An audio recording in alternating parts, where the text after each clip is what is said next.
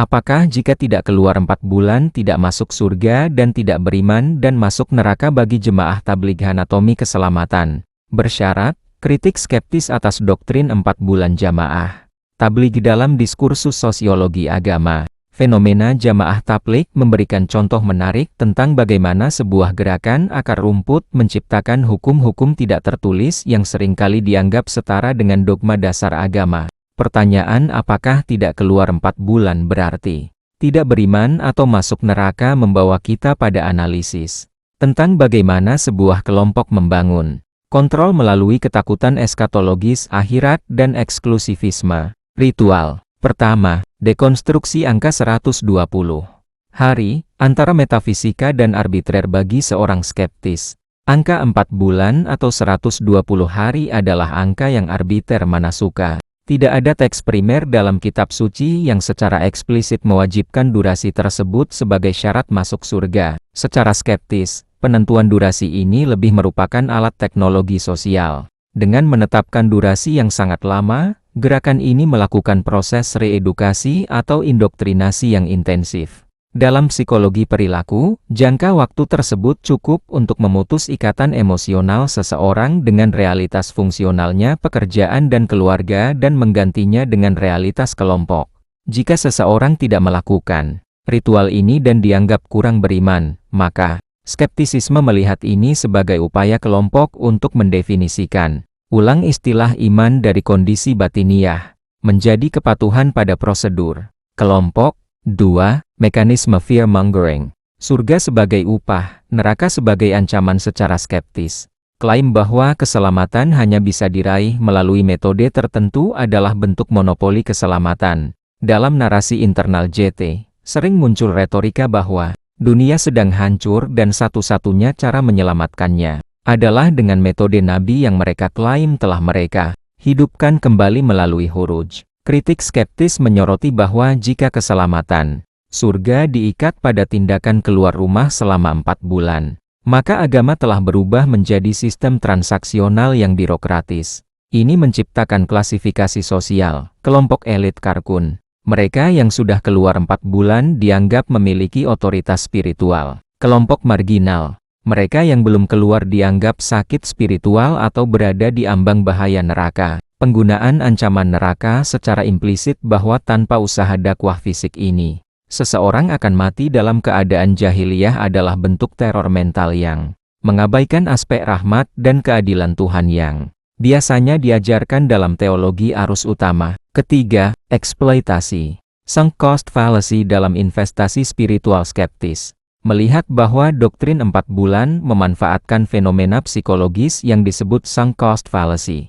Ketika seorang jamaah telah mengorbankan tabungan, waktu kerja, dan momen pertumbuhan anaknya demi keluar 4 bulan, otak manusia secara alami akan menciptakan pembenaran yang sangat kuat untuk tindakan tersebut agar tidak merasa sia-sia. Pembenaran ini seringkali berwujud klaim-klaim metafisik. Saya merasa lebih tenang, atau saya melihat cahaya iman. Bagi pengamat skeptis, ini bukanlah bukti kebenaran doktrin, melainkan mekanisme pertahanan ego defense mechanism untuk memvalidasi pengorbanan besar yang telah dilakukan. Jika mereka tidak menganggap tindakan tersebut sebagai syarat surga, maka pengorbanan 4 bulan akan terlihat sebagai kesia-siaan ekonomi dan sosial. Keempat, dampak penelantaran keluarga. Kritik etika konsekuensialisme. Etika skeptis sering menggunakan pendekatan konsekuensialisme. Apakah dampak dari sebuah tindakan lebih banyak membawa manfaat atau mudarat?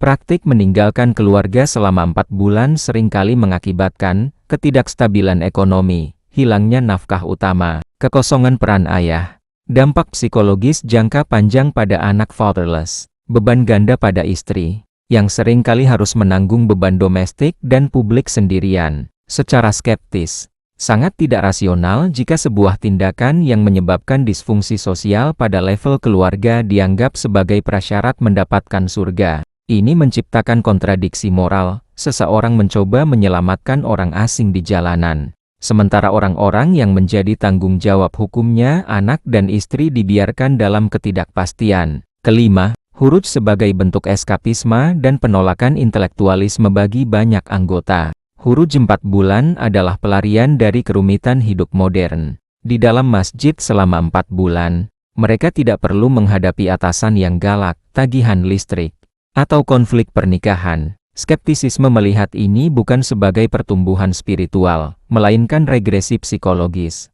Kelompok ini cenderung menolak penggunaan akal kritis dan diskusi intelektual, lebih memilih pengulangan narasi yang sama terus-menerus.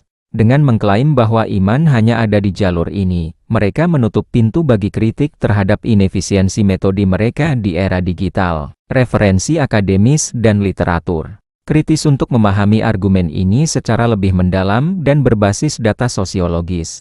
Berikut adalah referensi yang bisa dikaji. Reitz, Dietrich. 2010. Islam in the Public Sphere. Religious Groups in India. 1900–1947. Oxford University Press. Membahas konstruksi identitas kelompok dan bagaimana mereka menggunakan ritual sebagai pembeda sosial. Sikan, Yoginder. 2002. The Origins and the Development of the Tablighi Jamaat 1920–2000. Orient Longman. Studi komprehensif mengenai bagaimana doktrin keluar menjadi sangat kaku dalam JT. Metcalf, Barberde. 1996. Appropriating Gender, Women, Activism, and the Politicized Religion in South Asia. Columbia University Press. Menyoroti dampak praktik ini terhadap perempuan dan struktur keluarga. Hasan, Riaz. 2008. Inside Muslim Minds. Melbourne University Press. Analisis sosiologis mengenai persepsi surga, neraka, dan keimanan di kalangan kelompok revivalis. Dawkins, Richard. 2006. The God Delusion. Bantam Press. Meskipun bersifat umum terhadap agama, argumennya tentang bagaimana dogma mengabaikan bukti empiris sangat relevan untuk membedah praktik yang tidak efisien seperti ini. Kesimpulan perspektif skeptis secara ringkas. Ketakutan bahwa tidak keluar 4 bulan berarti masuk neraka adalah produk dari indoktrinasi sosiokultural, bukan keharusan teologis yang objektif. Dari sudut pandang skeptis, doktrin ini berfungsi sebagai instrumen pengikat kelompok yang mengutamakan loyalitas pada organisasi di atas tanggung jawab rasional sebagai warga dunia dan kepala keluarga. Surga dan neraka dalam konteks ini digunakan sebagai alat kontrol perilaku untuk memastikan keberlangsungan gerakan, meskipun harus dibayar dengan biaya sosial dan ekonomi yang tinggi.